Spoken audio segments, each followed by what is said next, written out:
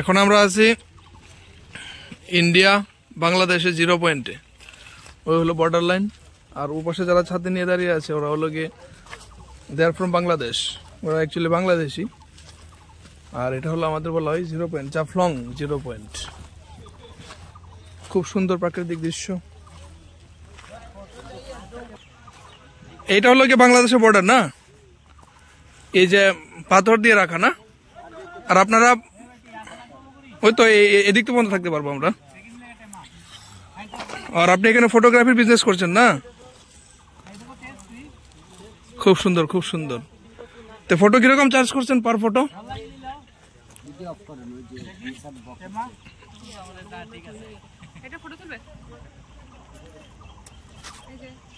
আপনি কি এখানে প্রথম আসলেন?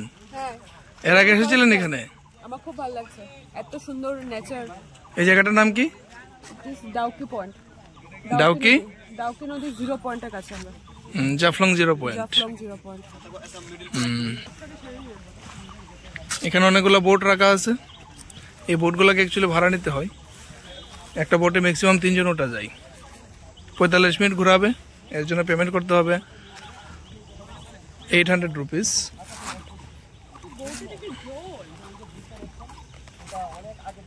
খুব সুন্দর দেখুন। এখানে ওরা বলছে, লোকাল পিপল বলছে এখানে নদীর গভীরতা হবে প্রায় 80 ফিট 90 ফিট এরকম।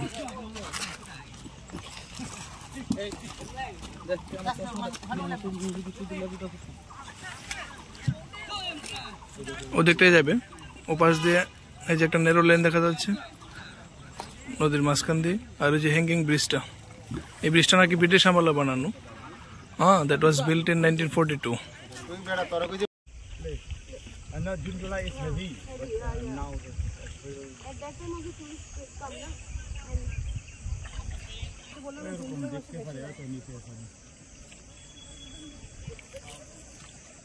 দেখুন জল এতটা পরিষ্কার যে নিচে পাথরগুলো দেখা যাচ্ছে। মেঘালয়, ইন্ডিয়া।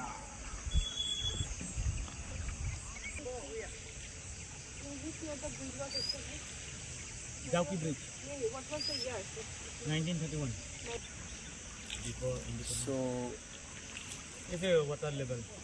so boat নিয়ে আমরা ফাইনালি পৌঁছে গেলাম। Actually water level get increased during the summer season. Hello brother. তো আমরা Where from? Tripura. Dawki bridge, যেটা ইংরেজদের আমলে তৈরি হয়েছিল। ব্রিটিশ আমলে তৈরি এই ব্রিজটা। This bridge was built during the British খুব সুন্দর rule in India. মনোরম পরিবেশ।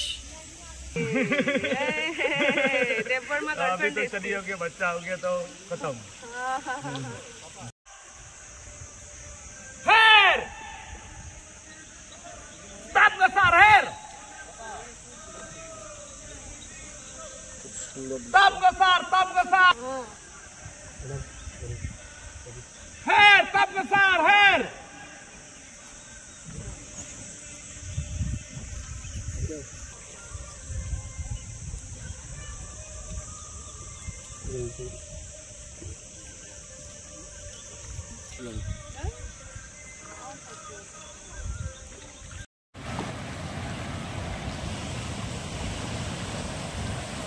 আজকাল বাস আছে, বাস।